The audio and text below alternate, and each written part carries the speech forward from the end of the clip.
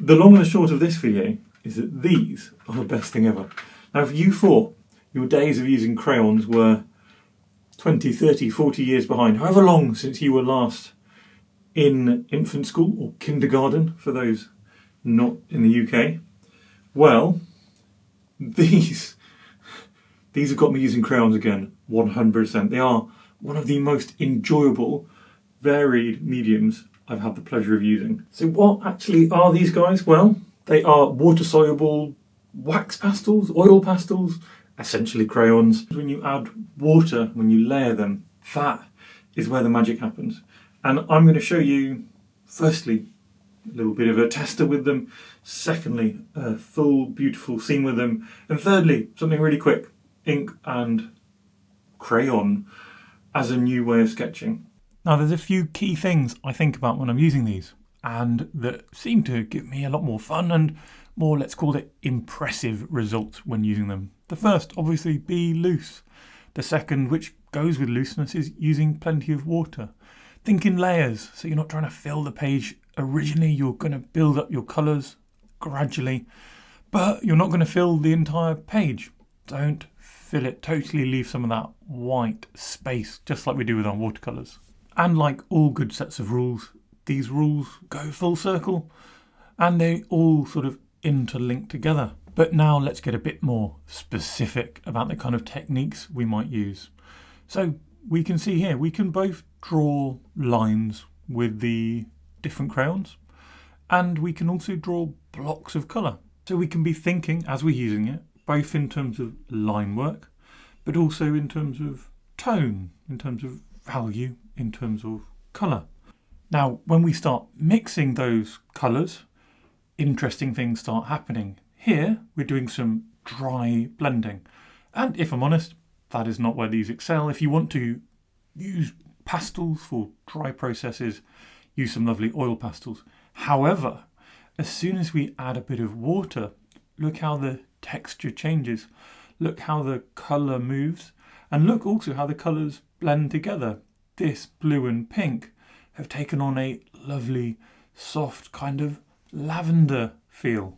Similarly, our two blues will work rather nicely together to form a hue somewhere in the middle. And also, as you can see, the colour will move, it will blend, and it will become so much more interesting. Aha, I hear you say, but you know, lots of things can do a couple of different things on our page. But there's more. So if we take a bigger brush, we can see just how much flow we can get, not just into our lines, but also into how the colours will move across the page and how far one tiny bit of pigment can be dragged and allowed to flow around the page. Similarly, this bigger brush on those original little marks we made can create interesting effects. We can move that pigment, we can use it not just where we first draw it with our crayon, but also wherever we choose to move it with our water later. We will of course explore some more effects in a moment in our scene, but if you remember these principles, the amount of flow, movement and blending we can get with simple crayons, you will have your recipe, your 4-step process to creating those beautiful, happy crayons, which is of course what we're all about on this channel. And with that, we'll move firmly on to creating our scene. So this is a photo from the Cotswolds, Lower Slaughter, where I run lots of workshops in person. And it's purposefully quite challenging. Makes you think, oh, how can we possibly do this with a crayon? Well, the same way we would with any other media in so many ways. So what I do is I start by finding the shapes. Remember, we looked at how we can use crayons for line art. So take a light crayon. In this case, it's a sort of ochre-y crayon, which has the similar feel to the lighter tones in the brick. And then I also layer that a little bit, thinking of the blending we're going to do with water, using this more kind of, let's call it hazelnut, slightly more rich brown crayon. And just focusing on softly, approximately getting in the various shapes of these scenes, the approximate kind of perspective. There's greens as well. We've got the grass, we've got the shapes we can find there, we've got the shapes and tones we can find in the water. And just notice how, as per rule 1, I'm being really loose, and as per rule 4, I'm not filling the page. I'm waiting to apply my water, which will soften all of this out, and if there's mistakes, we'll be able to sort of scrub them away with our brush. So all we want to do at the moment is just have a bit of fun, find those lightest ideas, lightest tones, most sort of simple shapes, most simple lines. And we're just preparing for the magic to happen when we add water. And adding water isn't crazy or clever or anything like that. It's just something we do with a nice big brush, being careful not to flood the page with water, and just being aware when you put the brush on a line, the colour will move in the direction of where your brush is. It will move towards your brush because that's where the water's been applied. And if we think in those simple terms, you can see I'm keeping my brush underneath all of the buildings, and that keeps all of my orangey golden colours flowing down the page, flowing into the buildings instead of flowing up into the sky. We can repeat the same process with the greens, with the blues, allowing the scene to sort of come to life. Remembering the flow of colours will naturally happen. We don't want to make it too crazy right yet, sort of immediately. And just to avoid that, we just don't get too excessive with our water. But we do want to allow some of that natural flow, some of that natural blending to occur. And that's what I'm trying to achieve by dabbing my brush into these blues, by lifting out some of the colours, by scrubbing a little bit. Do you see we get that texture and that looseness?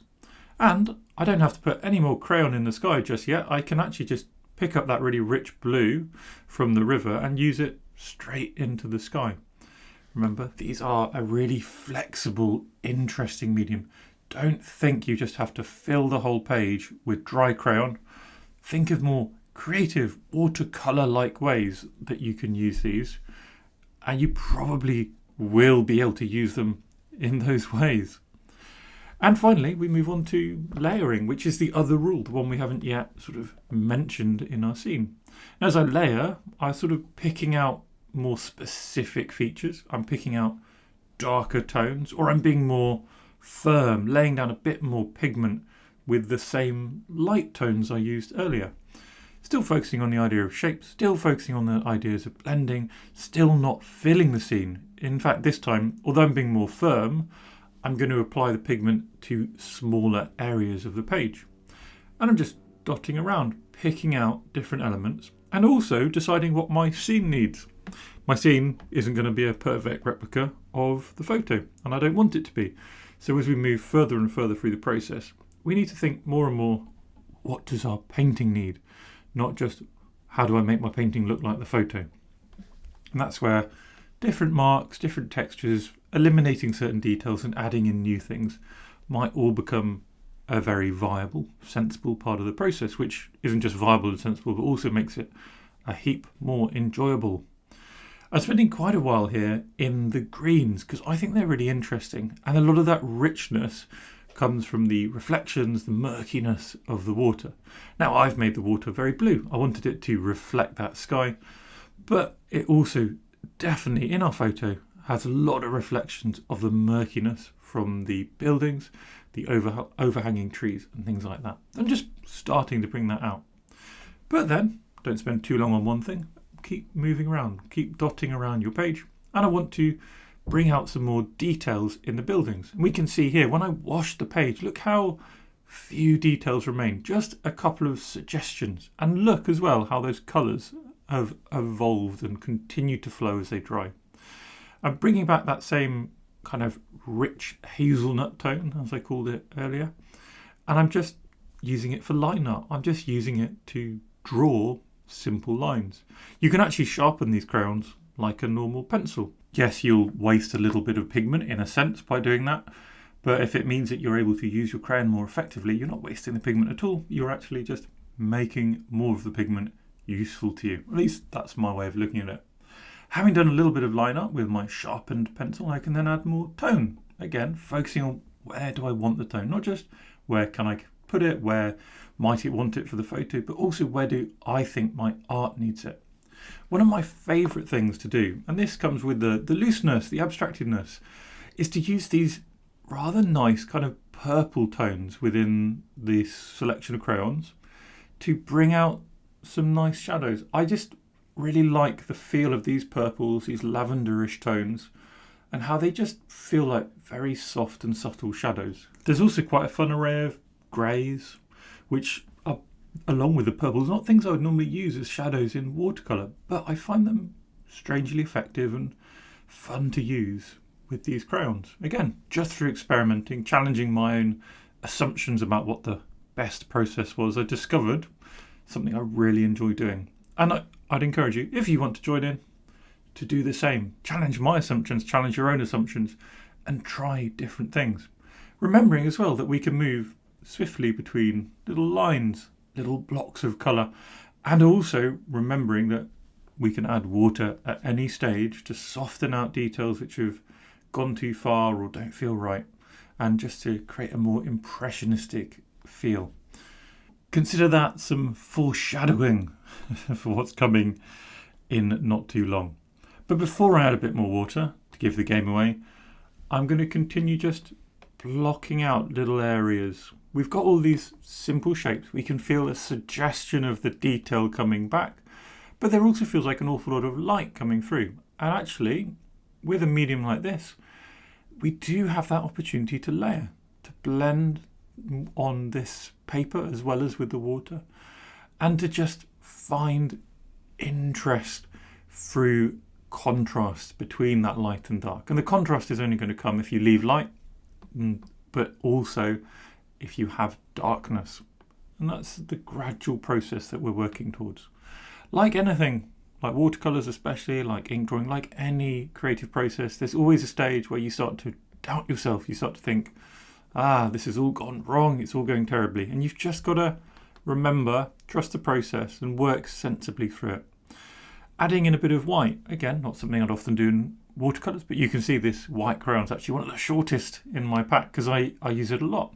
It's a really nice one for softening details in a more controlled way than water, for blending in a more controlled way than water, for adding highlights in a more controlled way than leaving it blank or with water. And it also just provides a bit of space. It almost gives me something to do whilst looking around, like moving around. It's not going to fundamentally change too much, but it might just give me and the painting that little bit of space that we need. And like that, we have our scene almost finished. Almost, but not quite. Because now I'm going to come in with a much smaller brush. Before I was using a size 24 round brush. Absolutely ridiculous, but a lot of fun, and actually my favourite brush to use at the moment. But now I'm using a size, I believe it's a size 6. It's a very small size 6 though. And we can see here, I can essentially draw with it.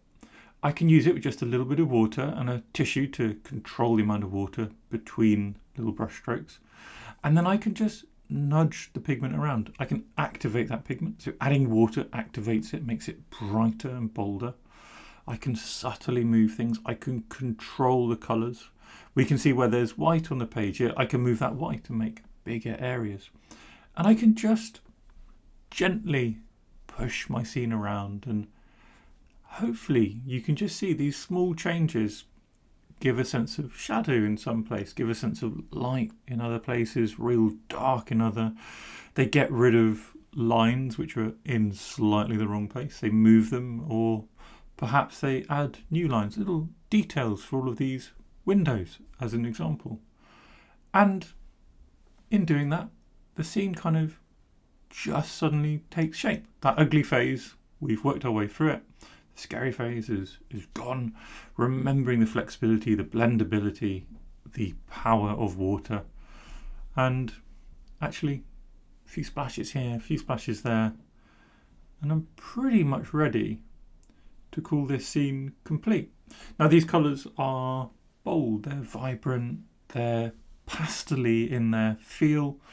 So we're not looking for a beautiful photorealistic representation of this scene. We're looking for, at least for me, something like this.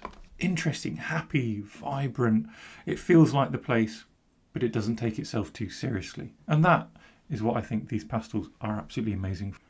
And now, just in the last minute or so of this video, I want to show you that although these are opaque, you can still see line work underneath even dry washes of these pastels, dry layers. And certainly when you wash them, when you add water, the lines will re-emerge from underneath them. And that allows us to have a lot of fun creating ink and crayon scenes, which is my probably second most common way of using these, because most common is what I've just shown you.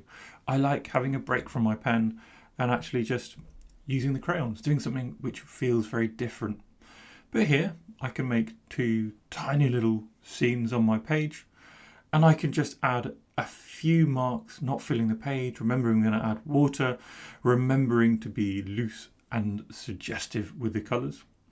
And then when we do come back, again this time a small painting means we'll be coming back with a small brush, but that small brush with those small paintings can soften those colours, it can move them around, and actually you can turn very quickly and in a very controlled, easy manner, unlike with perhaps watercolours which need a lot more setup. You can turn these little doodles, little sketches into something quite punchy, quite fun, and very, well, I'm going to call them very enjoyable. Now, if you want to see more of these crayons, let me know. And if you want to see a full scene or two like this, just let me know in the comments. Either way, I'll see you in the next video.